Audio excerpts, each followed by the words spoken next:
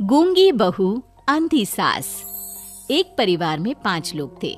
ओम प्रकाश, उनकी पत्नी सुमित्रा, बहू भावना, बेटा राहुल और एक थी उनकी बेटी प्रियंका। वैसे तो ओम प्रकाश और सुमित्रा के घर में सब कुछ ठीक ठाक था, लेकिन सुमित्रा की एक आदत थी। घर में कुछ भी गलत या सही हो तो वो किसी से कुछ नहीं कहती। और भावना स्वभाव की इतनी सीधी सादी थी कि अगर कोई उसके साथ गलत भी करता तो भी वो उसे कुछ नहीं कह पाती। इसी के चलते प्रियंका और राहुल घर में मनमानी चलाते रहते, क्योंकि घर को संभालने वाली औरतें इस तरह से रहती थी जैसे वो गूंगी और अंधी हो। माँ, मैं अपनी सहेलियों के साथ पिकनिक पर जा रही हूँ। ठीक है बेटा, चली जाओ। और मुझे आने में रात हो जाएगी, देर से ही आऊंगी मैं। अच्छा, कोई बात नहीं बेटा। भावना, तुमको एक बार में समझ में नहीं आता क्या? नाश्ते में फिर से पराठे बना के रख दिए।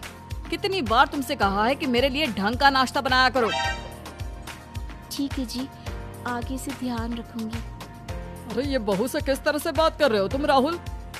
अरे तो और क्या करूं पापा, इसको कही बात एक बार में समझ में ही नहीं आती। सुमित्रा, तुम अपने बेटे को समझाती क्यों नहीं? बहू से बात करने का ये क्या तरीका है? अरे जिसकी जैसी मर्जी आए करो, मुझे क्या। भावना बेटा, तुम भी तो कभी कुछ कहा करो। इस तरह क्यों सबकी बातें सुनती रहती हो? कोई बात नहीं पापा जी, सब ठीक है। रात को काफी देर तक प्रियंका घर नहीं आती और जब वापस लौट कर आती है तो एक लड़की के साथ बाइक पर बैठकर। सुमित्रा और भावना दोनों ही प्रियंका को लड़की के साथ देख लेते हैं। आज तो जोर से डांट पड़ने वाली है, लेकिन मैं डर क्यों रही हूँ? माँ तो सब कुछ देखकर भी अंधी बनी रहती है। और रही बात भाभी की, वो किसी को कुछ नहीं बताने वाली। कहने को भगवान ने आवाज दी है, लेकिन गूंगी है गूंगी। अरे प्रियंका बेटा, इतनी रात को कॉलेज से लौट कर आ रही हो? कहाँ गई थी तुम? पापा, वो सहेली के घर पर थी, पढ़ाई करने के लिए रुक गई थी। अच्छा, ठीक है, जाओ अपने कमरे में जाओ और सो जाओ। सुमित्रा ने अपनी बेटी को एक लड़की के साथ इतनी रात को आते देखकर भी उससे कुछ नहीं कहा और भावना ने भी इस बारे में किसी से कोई बात नहीं की। कुछ दिनों के बाद मामा जी का फोन आया था। उन्होंने प्रियंका के लिए कोई रिश्ता ढूंढा है। लड़के वाले उसे देखने आ रहे हैं। अरे मुझे नहीं करनी शादी वादी, किसी लड़की को बुलाने की कोई जरूरत नहीं है। ये तुम क्या कर रही हो प्रियंका बेटा? तुम्हारी शादी की उम्र हो चली है और तुम्हारे मामा जी ने बहुत अच्छा रिश्ता बताया है। पापा, अब जिद क्यों कर रहे हैं? और आप क्यों मेरी मर्जी के खिलाफ शादी कराना चाहते हैं? अरे माँ, इसको समझाइए ना। आपकी बेटी, आप तो बस चुपचाप सब कुछ होते हुए भी देखती रहती हैं। अरे तो क्या कहूँ, और मेरे कहने से क्या हो जाएगा? वैसे भी गलत क्या हो रहा है, सब कुछ सही तो है।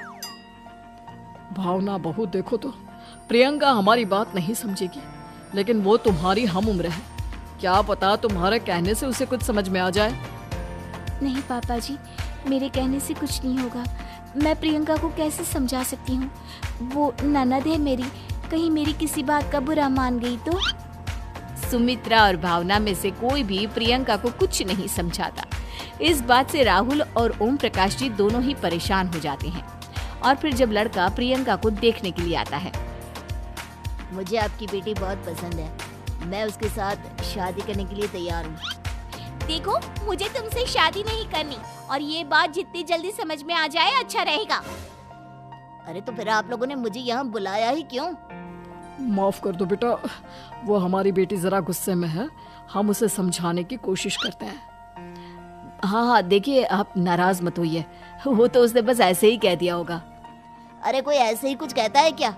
और ये आपकी पत्नी और माँ, ये दोनों इस तरह चुपचाप क्यों बैठे हैं, जैसे इस घर के मेंबर ही ना हो?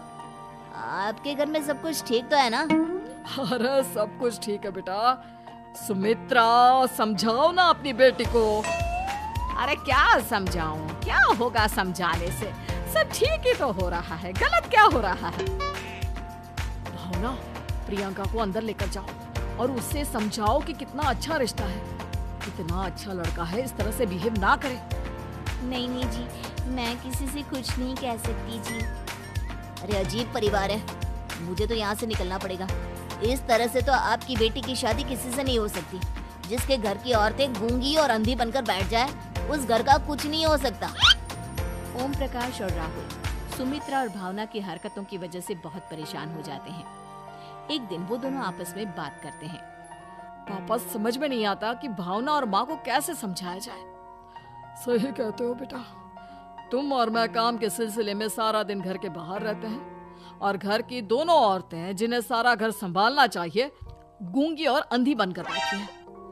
पापा, आप ही बताइए इसका क्या उपाय है? मेरी तो कुछ समझ में नहीं आता बेटा, लेकिन हमें कुछ तो करना पड़ेगा, क्योंकि इन सब की वजह से प्रियंका बहुत ज्यादा बिगड़ती जा रही है। तुमने देखा उसने किस तरह से बिहेव किया था। अरे लेकिन पापा, हम करेंगे क्या?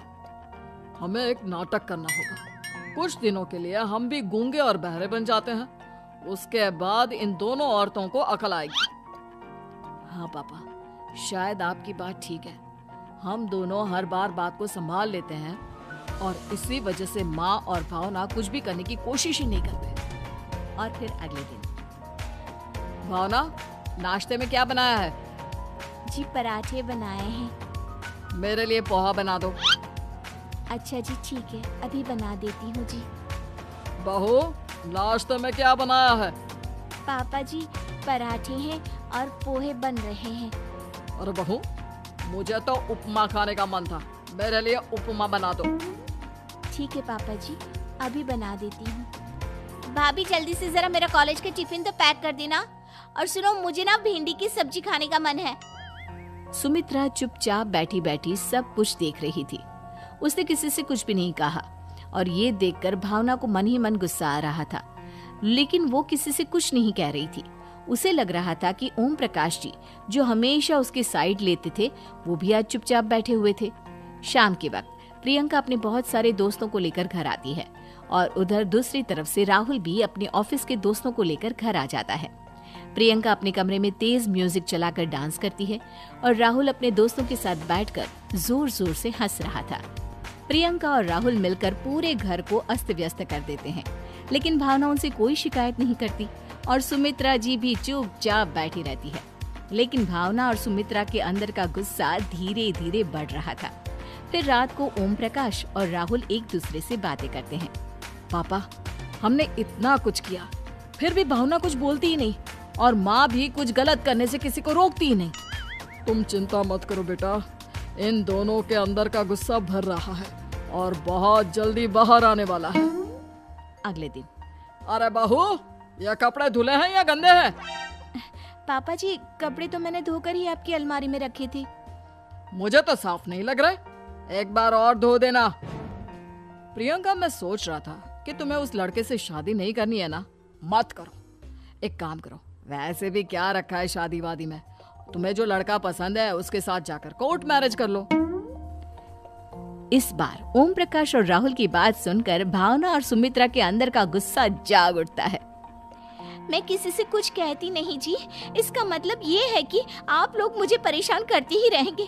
कल 4 बार मुझसे नाश्ता बनवाया, आज पापा जी मुझसे धुले हुए कपड़ों को बार बार धुलवा रहे हैं। अरे मैं इंसान हूँ जी, कोई मशीन नहीं हूँ। तुम दोनों ने मिलकर इस घर की कैसी हालत बना दी है और अपनी बहन को भागकर शादी करने के लिए कह रहे हो। तुम भाई हो या दुश्मन? ओम प्रकाश और राहुल जोर जोर से हंसने लगते हैं। अरे इसमें हंसने की क्या बात है? हम लोग यहाँ इतने परेशान हो रहे हैं जी, तुम लोगों को ऐसी हरकत करने के बाद भी हंसी आ रही है। ये क्या कर रहे हैं जी आप दोनों? यही तो हम चाहते थे कि सुमित्रा, तुम अंधी होकर ना बैठी रहो। घर में कुछ भी गलत हो तो उसे रोकने की कोशिश करो। और भावना, तुम अपने साथ हो रहे गलत व्यवहार पर भी कभी मुंह नहीं खोलती। ये सही बात नहीं है। मैं चाहता था कि तुम्हारी भी जुबान खुले, तुम गलत बात का विरोध करो। गूंगी बहू और अंधी सास की ये जोड़ी इस घर में अब नहीं चलेगी।